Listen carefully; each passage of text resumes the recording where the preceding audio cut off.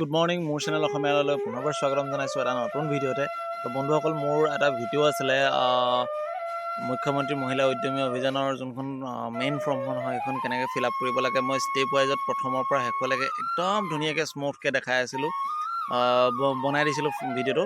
বনোৱাৰ পাছত কিবা ইউটিউবৰ গাইডলাইনছ যেনেকৈ ধৰি লওক বেংকৰ ডিটেইলছ এইখিনি শ্বেয়াৰ কৰাৰ কাৰণে মানে তাত লিখি দিয়াৰ কাৰণে ইউটিউবে সেই ভিডিঅ'টো ডিলিট কৰি দিলে আৰু মই চেষ্টা কৰিছিলোঁ যাতে ভিডিঅ'টো পুনৰ আনিব পাৰি কিন্তু নোৱাৰিলোঁ।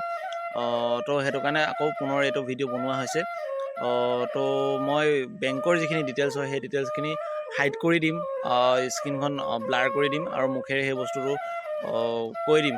আৰু আপোনালোকক ভিডিঅ'টো চোৱাৰ বাবে থেংক ইউ জনাইছোঁ এই ভিডিঅ'টো ক্লিক কৰাৰ বাবে। তো যাওঁ বলক ভিডিঅ'টো ফৰ্মখন কেনেধৰণে ফিল আপ কৰিব লাগে পুনৰবাৰ আপোনালোকক দেখাই যাম। তো ফৰ্মখন এইখন হয়। তো এই ফৰ্মখনৰ জেৰক্স কপি এটা মই লোৱা হৈছে। তো আপোনালোকক ফৰ্মখন কেনেধৰণে ফিল আপ কৰিব লাগে মই দেখাই যাম। তো ফাৰ্ষ্ট আপোনালোকে ইয়াতে ফিল আপ কৰিব লাগিব। ইয়াতে আপোনালোকে প্ৰথমতে ফটো এখন পাছপৰ্ট চাইজৰ ফটো এখন লগাব লাগিব। নেক্সট আপোনালোকৰ ইয়াতে লিখিব লাগিব আত্মসহায়ক গোটৰ সদস্যগৰাকীৰ নামটো আপোনালোকে ইয়াত লিখিব লাগিব। আৰু তাৰপিছত আছে আত্মসহায়ক গোটৰ নাম। তো আত্মসহায়ক গোটৰ নামটো আপোনালোকে ইয়াত লিখিব লাগিব। তাৰপাছত আপোনালোকে লিখিব লাগিব আত্মসহায়ক গোটৰ MIS কোডটো কি আছিলে আপোনালোকে ইয়াত লিখিব। এইটো 0400 বুলি ষ্টাৰ্টিং হয়। তাৰপাছত আহিলোঁ মোবাইল নাম্বাৰ। ইয়াতে মোবাইল নাম্বাৰ যোনটো আপোনাৰ মোবাইল নাম্বাৰ আছে সেই মোবাইল নাম্বাৰটো আপোনালোকে ইয়াতে ভৰাই দিব। তাৰপাছত আহিলোঁ ইয়াতে জাতি তেখেতৰ কি হয়, কাষ্টটো কি হয় তেওঁলোকে সেইটো ভৰাব। কাৰোবাৰ ধৰি লওক জেনেৰেল যদি হয় কোনোবাই জেনেৰেলত ক্লিক কৰিব, আৰু কোনোবাই ধৰি লওক OBC হয় যদি OBCত ক্লিক কৰিব, আৰু কাৰোবাৰ যদি ST SC হয় তো তাত আপোনালোকে ক্লিক কৰি ল'ব। যিহেতু এখেতৰ OBC হয় সেই OBC কাৰণে মই এখেতৰ OBCত ক্লিক কৰিছোঁ। তাৰপিছত ইয়াত 6 নম্বৰ পইণ্টটো আছে আবেদনকাৰী মৰাণ বা মটক জনগোষ্ঠীৰ অন্তৰ্ভুক্ত হয় নেকি। ইয়াত যদি হয় তেওঁলোকে য়েছ কৰিব, তেতিয়াহ'লে যদি নহয় ইয়াতে ন' কৰিব। তাৰ পাছৰ 7 নম্বৰ পইণ্টটো হ'ল আবেদনকাৰী চাহ জনজাতিৰ অন্তৰ্ভুক্তি হয় নেকি। যদি হয় আপোনালোকে য়েছ কৰিব, যদি নহয় ইয়াতে ন' কৰিব। তাৰপাছত আহিলোঁ বেংক ডিটেইলছৰ কাৰণে। তো এই বস্তুটো মই আপোনালোকক হাইড কৰি দিম, যিহেতু এইটো ইউটিউবৰ কমিউনিটি গাইডলাইনৰ বাহিৰত হয়। তো ইয়াতে আপোনালোকক মই পইণ্টকেইটা দেখাই দিছোঁ বাৰু। আপোনালোকে ছেভিংছ বেংক একাউণ্টৰ নাম্বাৰটো ইয়াতে ভৰাই দিব। আপোনালোকৰ বেংকৰ পাছবুকখন চাব, সেই পাছবুকখনত যোনটো বেংক একাউণ্ট নাম্বাৰ আছে সেইটো ভৰাব। তাৰপিছত বেংক নেম, যোনটো বেংক হয় সেই বেংকৰ নামটো আপোনালোকে ভৰাব। এইটো SBI মই ইয়াতে দিয়া হৈছে। আৰু শাখাৰ নাম ইয়াতে ধৰি লওক চেপাঙনি দিয়া হৈছে। আৰু IFSC কোডটো আপোনালোকৰ ইয়াতে ভৰাই দিয়া হৈছে। আৰু ভিলেজ 12 নম্বৰ যোনটো ভিলেজ আছে এই ভিলেজটো আপোনালোকে ভোটাৰ কাৰ্ডৰ পৰা চাই ল'ব যোনটো আপোনালোকৰ ভিলেজ হয়, বা আপোনালোকে যোনটো আপোনালোকৰ গোটৰ ভিলেজৰ নাম দিয়া আছে তো তাত আপোনালোকে সেইটো বস্তু ভৰাই ল'ব। নেক্সট আমি যাম নেক্সট পেজটোলৈ। তো নেক্সট পেজটোত আপোনালোকে কেনেকৈ ফিল আপ কৰিব লাগে মই এফালৰ পৰা দেখাই যাম। তো ইয়াতে লিখা আছে গাঁও পঞ্চায়ত গাঁও পৰিষদ উন্নয়ন সমিতি, গাঁও উন্নয়ন সমিতি। এইটো আপোনালোকে ইয়াতে ফিল আপ কৰিব লাগিব। যিহেতু এখেতৰ দিকচু হয় তো দিকচু ইয়াতে দিয়া হৈছে। উন্নয়ন খণ্ডৰ নাম এইটো গৰিসাগৰ হ'ব, মানে ব্লকৰ নামটো আপোনালোকৰ মানে যোনটো হয় সেইটোৰ নাম ভৰাব। তাৰপিছত ডিষ্ট্ৰিক্ট নেমটো কি হয়, ডিষ্ট্ৰিক্ট নেমটো আপোনালোকে চাব ডিষ্ট্ৰিক্ট আপোনালোকৰ কি হয় সেইটো ডিষ্ট্ৰিক্ট নেমটো ইয়াত ভৰোৱা হৈছে। তাৰপাছত ভৰোৱা হৈছে বিধানসভা সমষ্টিৰ নাম। আপোনালোকে এটা বস্তু চাব, এতিয়া নতুনকৈ বোলো বিধানসভা সমষ্টিসমূহ নতুনকৈ বনোৱা হৈছে। তো সেই বিধানসভা সমষ্টিটো আপোনালোকৰ কি হয় সেই বস্তুটো আপোনালোকে চাই ল'ব। তো ইয়াতে বিধানসভা সমষ্টিটোৰ নাম শিৱসাগৰ হয়, শিৱসাগৰ ভৰোৱা হ'ল। তাৰপিছত ফটোযুক্ত ভোটাৰ পৰিচয় পত্ৰ নম্বৰ, আপোনালোকৰ ভোটাৰ কাৰ্ডটোৰ যোনটো নাম্বাৰ হয় সেই ভোটাৰ কাৰ্ডটোৰ নাম্বাৰটো আপোনালোকে ইয়াতে লিখিব লাগিব। ধৰি লওক এখেতৰ GRD 1538 এনেকুৱা যোনটো হয় সেইটো মই লিখা হৈছে। তাৰপৰা পলিং কেন্দ্ৰৰ নামটো কি হয়, যোনটো ষ্টেচনত আপোনালোকে ভোট দি আছে সেই ভোট দিয়া ষ্টেচনটোৰ নামটো আপোনালোকে ভৰাব লাগিব। আৰু পলিং ষ্টেচন ক'ড এইটো তেখেতৰ 158 হয়, 158 ভৰোৱা হৈছে। এটা কথা মন কৰিব, আপোনালোকৰ যোনটো ভোটিং চেণ্টাৰ হওক বা পুলিং ষ্টেচন হওক বা আপোনালোকৰ পুলিং ষ্টেচন ক'ড হয় এই ক'ডটো নতুন লিষ্টৰ মতে আপোনালোকে সুধি ল'ব। আপোনালোকৰ যোনগৰাকী CRB বাইদেউ আছে তেখেতক আপোনালোকে সুধিব পাৰে, বা আপোনালোকৰ বুথৰ যোনজন প্ৰেচিডেণ্ট হয় তেখেতক আপোনালোকে সুধিব পাৰে। তো তেওঁলোকৰ পৰা আপোনালোকে এই ডাটাখিনি পাব। এই বস্তুটো খালি কেয়াৰফুলি মানে সুধি মেলিহে ভাব। তাৰপিছত 17 নম্বৰত আছে সন্তানৰ সংখ্যা আপোনালোকৰ কিমান হয় ইয়াতে আপোনালোকে ভৰাব যদি আছে, যদি নাই তেতিয়াহ'লে না লিখিলেও হ'ব।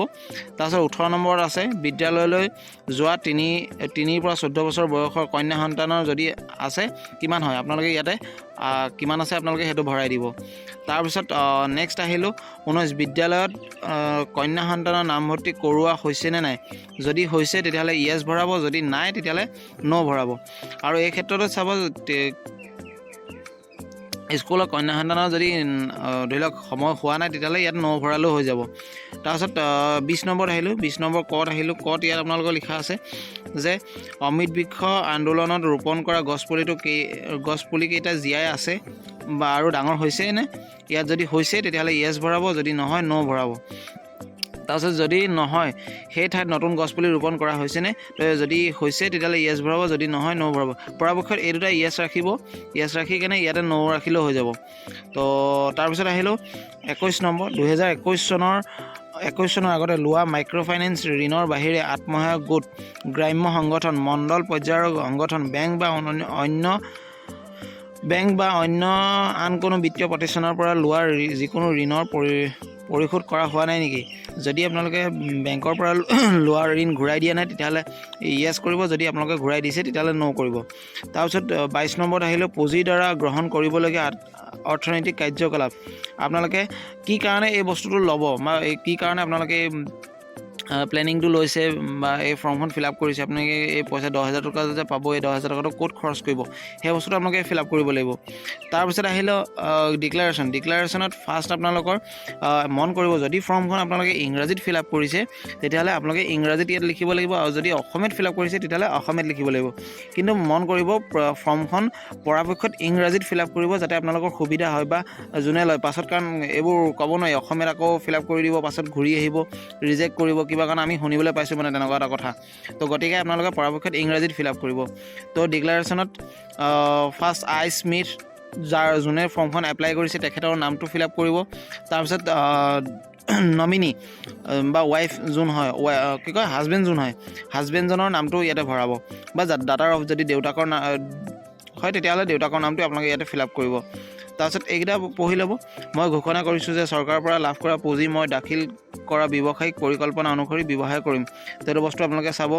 গত লিখা আছে মই ঘোষণা কৰিছোঁ যে ওপৰৰ যিকোনো তথ্য ভুল প্ৰমাণিত হ'লে চৰকাৰৰ পৰা লাভ কৰা পুঁজি ঘূৰাই দিয়াৰ বাবে মই দায়বদ্ধ হৈ থাকিম। এইকেইটা বস্তু কিন্তু চাই ল'ব। তাৰপিছত ইয়াতে আপোনালোকে যোনটো তাৰিখত ফৰ্মটো ফিল আপ কৰিছে সেই তাৰিখটো আপোনালোকে ইয়াত ফিল আপ কৰি ৰাখিব। তাৰপিছত স্থান, আপোনালোকে যোনখন গাঁও হয় সেই গাঁওখনৰ নামটো দিব, যোনখন আগতে গাঁওখন ফিল আপ কৰাইছিলে গাঁৱৰ নামটো সেই তাত লিখিব, আৰু ইয়াতে ছিগনেচাৰ কৰিব। পৰাপক্ষত এই ডেটটো আপোনালোকে যোনদিনাখনি ফৰ্মখন জমা দিব, তো সেই ফৰ্মখন জমা দিওঁতে ডেটটো ভৰাব, আৰু পৰাপক্ষত তেওঁলোকৰ লগৰ গ্ৰুপৰ বাইদেউসকলৰ লগত আপোনালোকে চাই ল'ব কোনটো তাৰিখত ফিল আপ কৰা হৈছে। তাৰপিছত আহিলোঁ ইয়াৰ নেক্সট পেজলৈ। নেক্সট পেজত যিহেতু ইয়াতে লিখা আছে সংকল্প 1 আৰু সংকল্প 2, যিহেতু আমি ফৰ্মখন ইংৰাজীত ফিল আপ কৰিছোঁ, তো তেতিয়াহ'লে আমি এই ফৰ্মখন আমি ইংৰাজীত পেজটোলৈ যাব লাগিব। তো ইংৰাজী পেজটোত আমি যাম। তো ফাৰ্ষ্ট ইয়াত সংকল্প 1 আছে। তো ইয়াতে আপোনালোকে আই স্মিথ যোনে ফৰ্মখন ফিল আপ কৰিছে তেখেতৰ নামটো লিখিব, ৱাইফ অফ কোন মানে মানুহজনৰ নামটো কি হয় ইয়াতে ভৰাব, বা যদি দেউতাক মানুহজনৰ বিয়া হোৱা নাই বা দেউতাক হয় তেতিয়াহ'লে দেউতাকৰ নামটো আপোনালোকে ফিল আপ কৰিব। এজ কিমান এইটো ভৰাব। তাৰপিছত ইয়াৰ মেম্বাৰ অফ কোনটো গোটৰ হয় সেই গোটৰ নামটো ভৰাব, আৰু SHG self help group with MIS কোডটো আপোনালোকে ইয়াত ভৰাব লাগিব। আৰু পৰাপক্ষত আমি যিমান দূৰ জানিছোঁ MIS কোড এইটো নিজৰ MIS কোডটো হ'ব, তথাপিও আপোনালোকে এবাৰ কনফাৰ্ম কৰি ল'ব যে এইটো MIS কোডটো কাৰ হ'ব, কিন্তু পৰাপক্ষত এইটো নিজৰ হ'ব মোৰ মতে। MIS কোড দুটা আহিছে, এটা ইণ্ডিভিজুৱেল আৰু এটা গ্ৰুপৰ, তো আপোনালোকে সেইটো ইয়াত ফিল আপ কৰিব। তাৰপিছত এইখিনি আপোনালোকে পঢ়ি ল'ব অলপমান, পঢ়াৰ পাছত ইয়াতে আপোনালোকৰ ছিগনেচাৰ কৰিবলৈ আহিব, তাৰপিছত আহিলোঁ আমি সংকল্প 2ত। ইয়াত সংকল্প 2ত আমি ফিল আপ কৰিব লাগিব ছেইম ওপৰৰ ধৰণে, যোনে এপ্লাই কৰিছে তেখেতৰ নামটো, তাৰপিছত হাজবেণ্ডৰ নাম বা দেউতাকৰ নাম, এজ কিমান হয় এইটো এজটো ভৰাব। তাৰপিছত ভৰাব লাগিব মেম্বাৰ কোনটো গোটৰ হয়, আৰু চেল্ফ হেল্প গ্ৰুপৰ MIS কোডটো, যোনটো আপোনালোকৰ এইটো বস্তু মই আগতে যোনটো কৈ থৈ আহিলোঁ সেইটো আপোনালোকে এবাৰ সুধি ল'ব, MIS কোডটো ইয়াতে ভৰাব লাগিব।